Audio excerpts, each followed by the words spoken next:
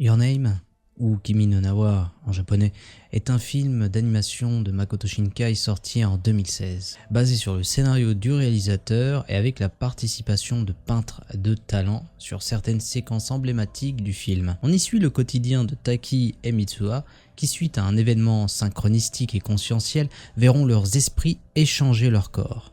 Nous avons d'un côté Taki qui est un jeune étudiant venant de Tokyo avec un job à mi-temps pour essayer de se faire un peu d'argent, et de l'autre Mitsuha qui vit à la campagne dans un temple où elle apprend la voix des anciens auprès de sa grand-mère et de sa petite sœur. Et à travers cette vidéo, je vous invite à explorer avec moi cette œuvre sensible à travers un fil rouge, celui du rituel. Parce que tout dans Your Name renvoie au rituel et à sa fonction de connexion à travers l'espace et le temps.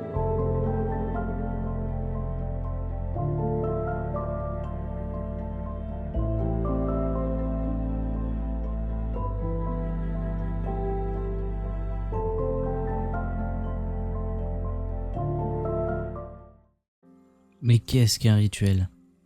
Le rituel est une séquence qui délimite un espace et un temps sacré. C'est le geste, la danse, le verbe, le chant ou l'action d'un objet qui vont enclencher un processus psychologique et social, voire magique, de par sa codification. Le rituel se base sur nos cultures, nos religions ou simplement nos habitudes qui, répétées et investies d'un certain sens, permet une action spécifique. Prendre son café dans le même établissement, à la même heure, pour bien démarrer sa journée peut devenir un rituel. Pour Clifford Geertz, le rituel a fondamentalement une nature symbolique. Et il faut pour le comprendre être conscient du contexte culturel et prendre en compte l'expérience subjective de la personne qui pratique le rituel. Mais au-delà de ça, le rituel, c'est ce qui permet la cohésion sociale et la paix dans un groupe humain. On y exprime des valeurs et une morale qui vont ensuite pouvoir s'infuser auprès des jeunes. Mitsuha pratique par exemple le rituel du Kuchika Mizake, une danse suivie d'une cérémonie visant à mâcher du riz et à le recracher dans un récipient qui sera fermé pour être fermenté. Le résultat est un alcool de riz, le saké. Lors de la scène, un groupe d'étudiants du lycée de Mitsuha trouve cela dégoûtant. Pour eux, comme pour beaucoup de personnes, il s'agit d'un rituel désuet, une curiosité et rien de plus. Il n'y a qu'à regarder aussi, en Europe, le manque d'intérêt pour les fêtes et les traditions.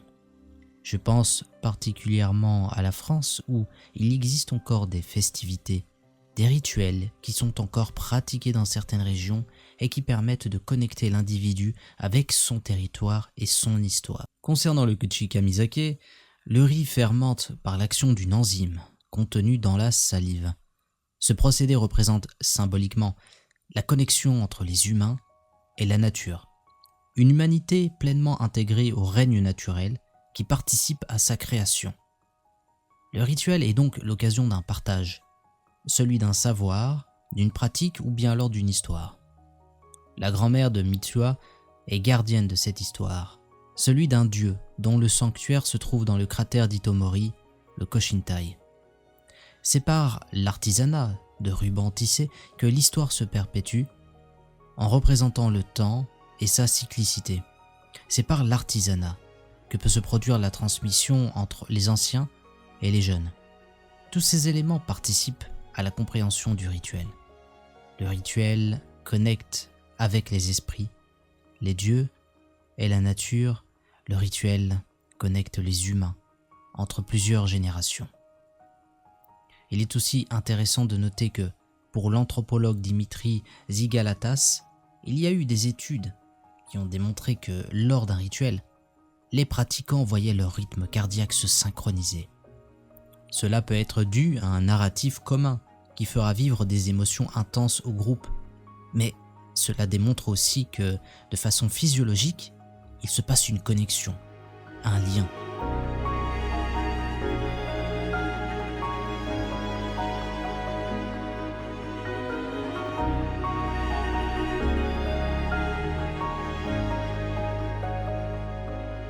Les rituels ont généralement lieu dans un espace délimité, qu'il soit physique ou psychique. Mais on connaît tous des exemples de lieux, comme les églises, les temples, les sanctuaires.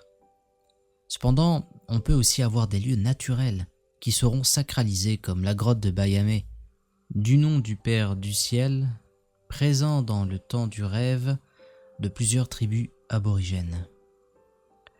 Les lieux naturels, comme les montagnes, les rivières et les forêts, peuvent servir à mettre en place des espaces de transition selon Victor Turner.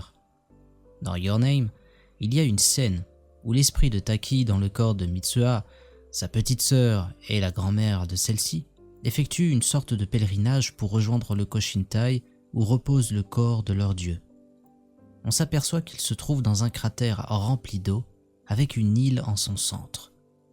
Le cratère est une transformation due à l'impact d'une ancienne comète, peut-être un morceau de Tiamat, permettant à cet espace terrestre de devenir en quelque sorte un espace céleste, et donc sacré.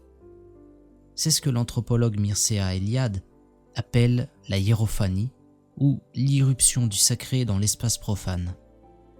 Les trois prêtresses traverseront ensuite le pan d'eau qui encercle le sanctuaire et qui symbolise la limite entre le monde humain et celui de l'au-delà. Mais il faut prendre garde, car la traversée n'est pas sans conséquence. Pour revenir, il faudra laisser la chose la plus chère que l'on possède, et dans leur cas, il s'agit du saké, issu du rituel du Kuchika-Misake.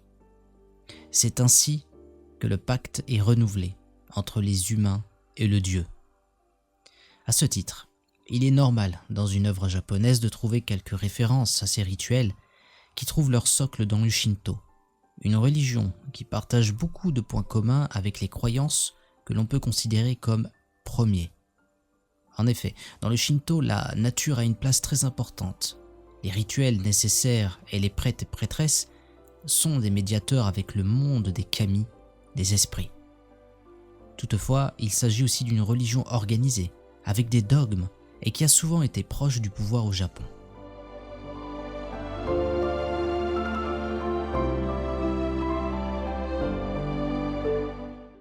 Jusque-là, nous avions une vision micro du film, mais si on dézoome, on peut s'apercevoir d'une chose.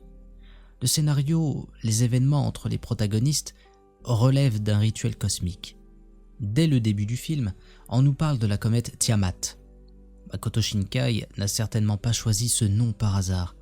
Tiamat est la déesse des eaux primordiales de la mythologie mésopotamienne. C'est une force première, capable d'engendrer la vie, mais aussi, dans sa colère, de la détruire. C'est d'ailleurs cette comète qui détruira la ville d'Itomori, mais paradoxalement, il représente l'infinie création, et ça, c'est Musubi. En effet, Musubi vient de Musu, cré, et bi, esprit. On peut donc le traduire grossièrement en japonais par l'esprit créateur, et dans le shintoïsme, Musubi est souvent associé à plusieurs kami, donc plusieurs esprits. Le Musubi est clairement expliqué par la grand-mère de Mitsuha. Musubi étant ce qui combine, crée et connecte les choses et les gens. L'union de l'homme et de la femme, c'est Musubi, quand il engendre une nouvelle vie. Partager un moment avec un ami, c'est Musubi, car il crée du lien. Tout ce qui tend vers Musubi est considéré comme bon.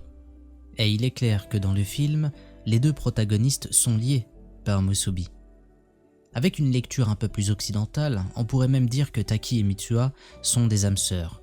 Une dyade, dans le sens anthropologique du terme. Ils possèdent une dynamique relationnelle qui dépasse l'espace et le temps, et c'est d'ailleurs un des sujets du film.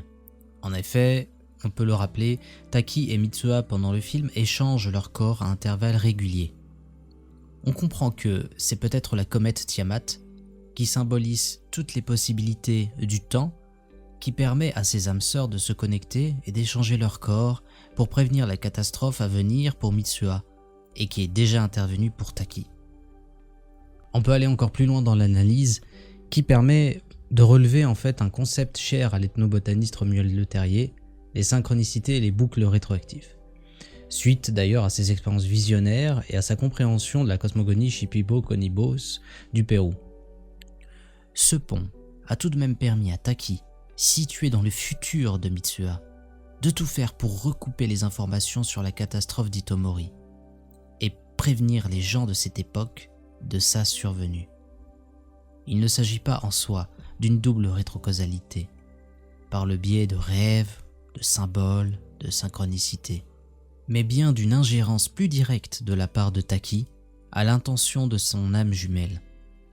Le point d'orgue de ce rituel cosmique vient avec la phase liminale. Selon Turner, la phase liminale est le cœur du rituel. C'est là que le pratiquant passe par un état intermédiaire lui permettant de sortir des codes sociaux, et on peut traduire cela par le travestissement de Taki en femme avec le corps de Mitsuha. C'est ce qui se passe quand Taki, désespéré, boit dans le Kuchikamizake en demandant à Musubi de lui permettre de voyager dans le temps une dernière fois. Il s'ensuivra une scène dont la direction artistique particulière a été confiée à Yoshitoshi Shinomiya, un peintre et réalisateur qui mettra en forme cette phase intermédiaire où Taki plonge dans les eaux primordiales, quasi amniotiques de la vie, pour émerger ensuite dans le corps de Mitsuha pendant l'échange de corps le plus long afin de permettre à Taki de prévenir la mort de la fille qu'il aime. Si je devais retenir qu'une chose de ce film, c'est que le rituel nous connecte, mais qu'ils ne sont que la forme officialisée d'une connexion entre les âmes.